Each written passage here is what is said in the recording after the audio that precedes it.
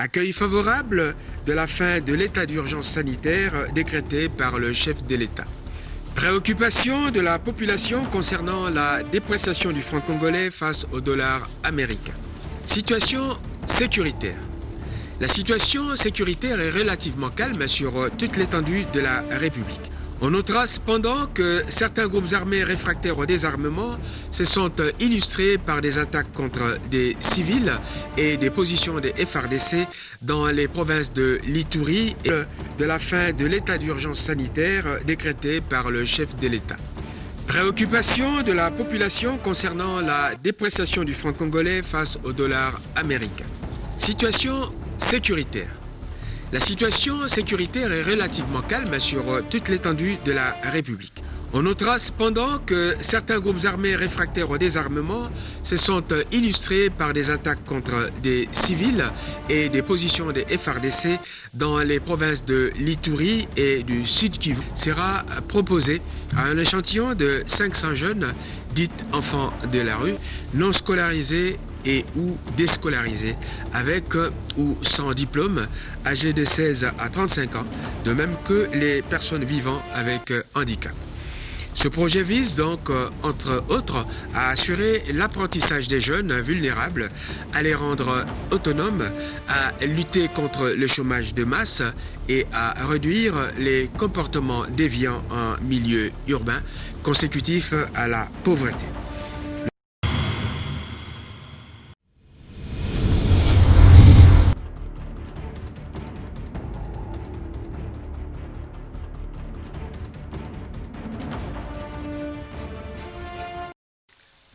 De la communication de son Excellence, Monsieur le Président de la République.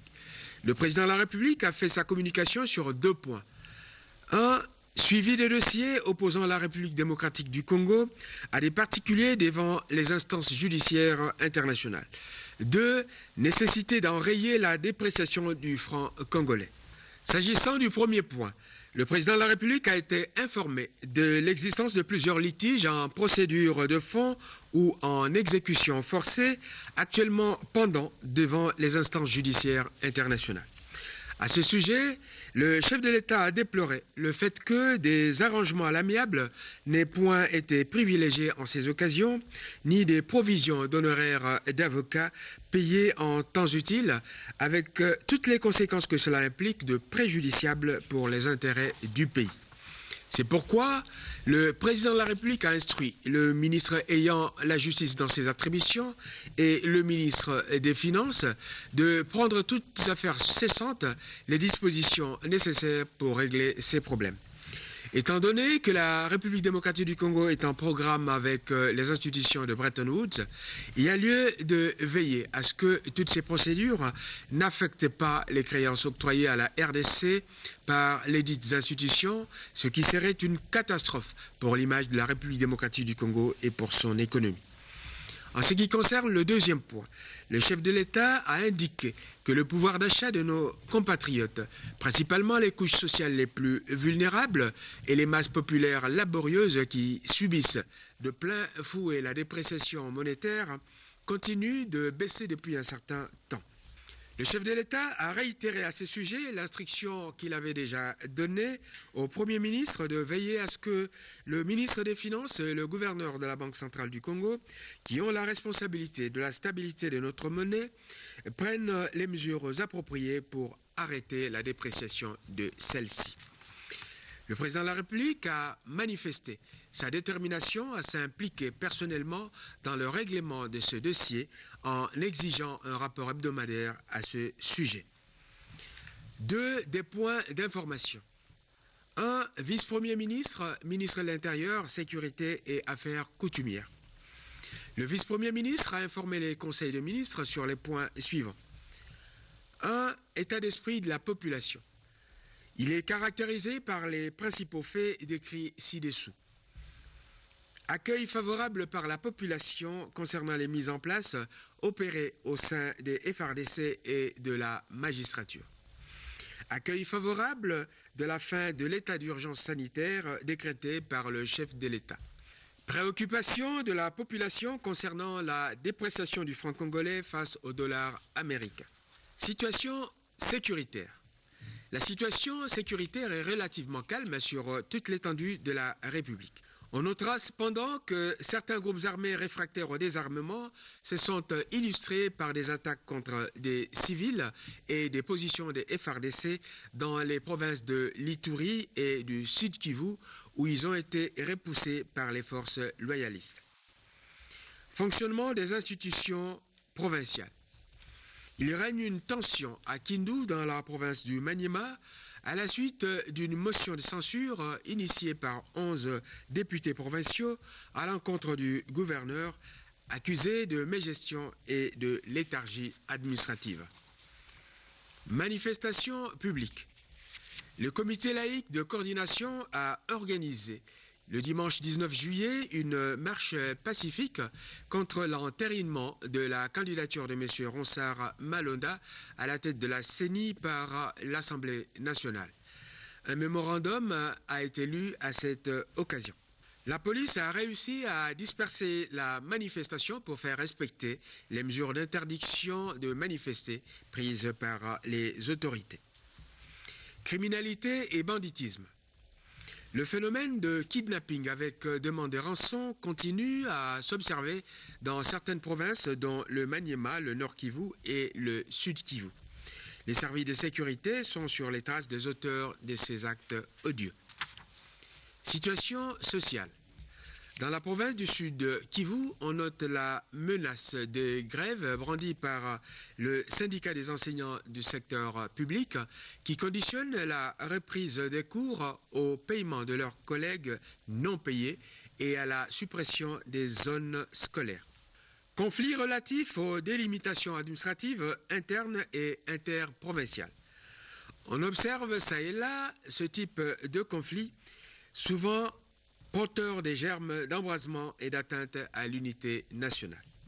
À ce sujet, le vice-premier ministre, ministre de l'Intérieur, Sécurité et Affaires coutumières, a pris l'initiative de l'envoi sur terrain des équipes d'experts appuyées par des géographes et topographes spécialisés dans le règlement de ce genre de conflit pour faire respecter les limites existantes. Ministre de la Défense nationale et ancien combattant.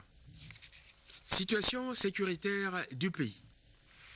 Le ministre de la Défense a indiqué que la situation générale demeure relativement calme et globalement sous contrôle sur l'ensemble du territoire national, nonobstant les foyers d'insécurité isolés existant dans quelques territoires de la partie est du pays que nos forces armées s'emploient à éradiquer inlassablement.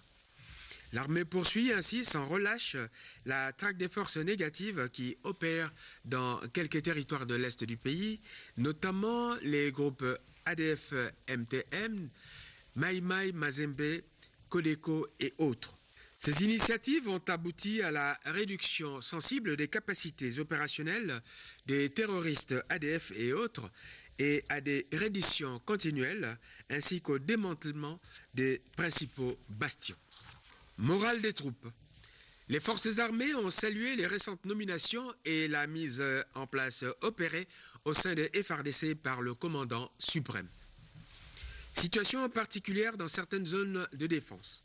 Au Katanga, les mouvements de permutation des unités vers d'autres régions militaires se poursuivent avec au préalable une période de recyclage au centre d'instruction de Kamina.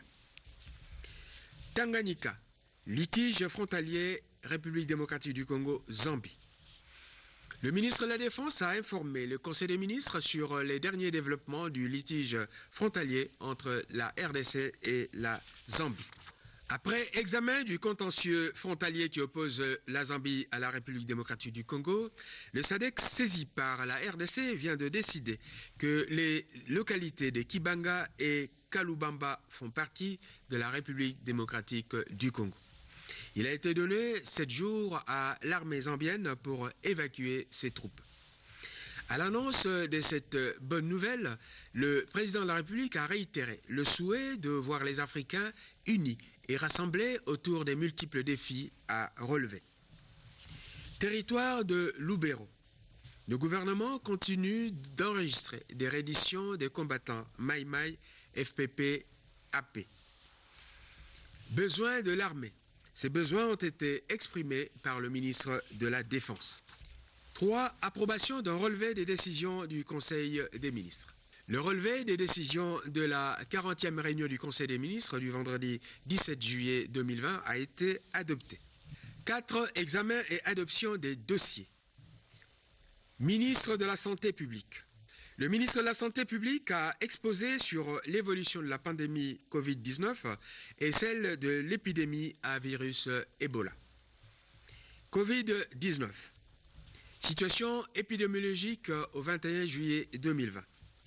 Cumul des cas 8626. Nombre de décès 197. Personnes guéries 4790. Localisation des cas. Kinshasa avec 85% des cas, le Congo central, le Sud Kivu, le Haut-Katanga, le Nord Kivu, Lualaba, Ituri, Otoile, Chopo, Kwilu, Sud-Ubangi, Équateur, Olomami, Kasaï et Kwango. Il y a lieu de noter que la province de Kasaï vient d'être touchée par un cas. Fait saillant. Déclaration par le chef de l'État de la mesure de levée de l'état d'urgence sanitaire depuis le 21 juillet 2020. Menace de grève des prestataires de santé dans le Congo central. Ils réclament le paiement de leurs primes. Maladie à virus Ebola à Mbandaka. Situation épidémiologique. Cumul des cas 62. Nombre de décès 27. Personnes guéries 19. Localisation des cas. Bikoro, Bolomba, Iboko, Mbandaka, Wangata, Lotumbe et Ingende. Fait saillant. Vaccination de 10 916 personnes du 5 juin 2020 au 12 juillet 2020. Vice-premier ministre, ministre du Budget.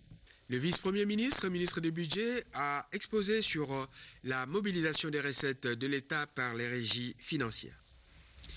À ce sujet, son Excellence, Monsieur le Vice-Premier ministre, ministre du Budget, a fait part au Conseil des ministres des conclusions auxquelles la Commission interministérielle économie et finances a abouti après avoir examiné les causes de la faible mobilisation des recettes de l'État par les régies financières.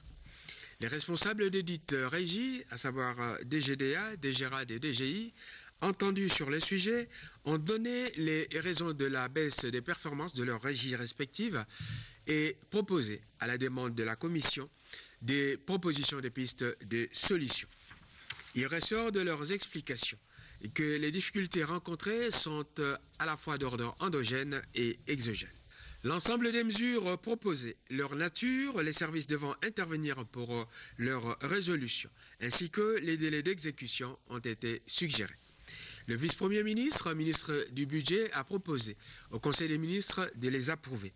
Après débats et délibérations, le Conseil a adopté ces mesures proposées.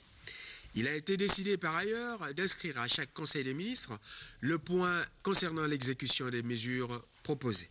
Ministre de la Formation professionnelle, arts et métiers. Le ministre a soumis à l'approbation du Conseil les dossiers suivants adoptés en commission interministérielle spéciale socio-culturelle. 1.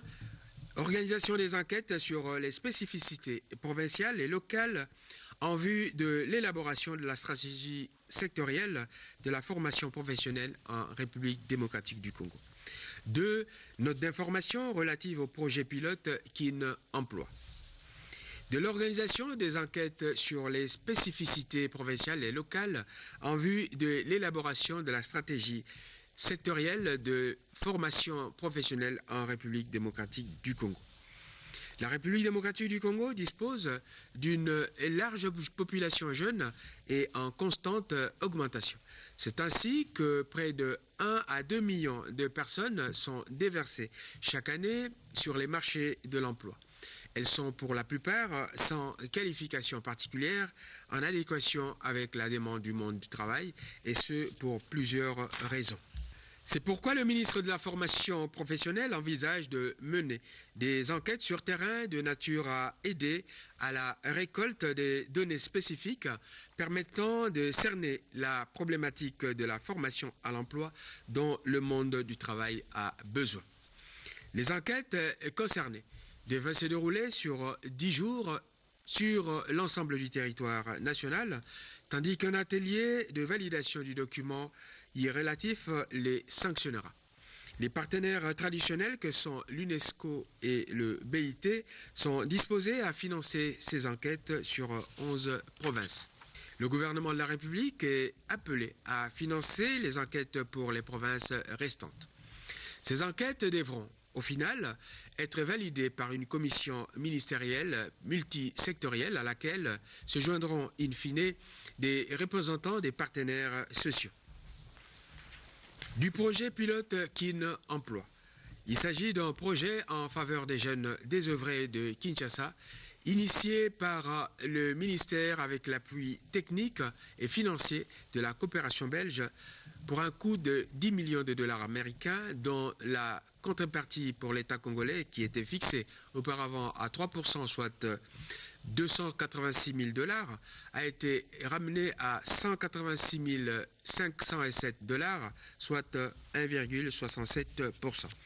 Ce projet consiste à prendre en charge, sur une période de 3 à 6 mois, la formation professionnelle des jeunes en difficulté sociale et professionnelle dans différents domaines: l'hôtellerie, la restauration, la tôlerie, la mécanique auto, le bâtiment, l'électricité, l'informatique, la coupe et couture, etc.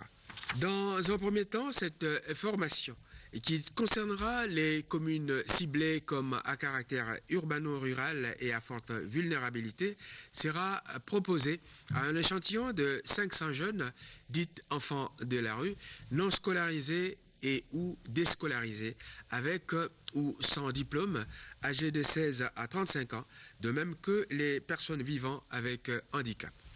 Ce projet vise donc, entre autres, à assurer l'apprentissage des jeunes vulnérables, à les rendre autonomes, à lutter contre le chômage de masse et à réduire les comportements déviants en milieu urbain consécutifs à la pauvreté.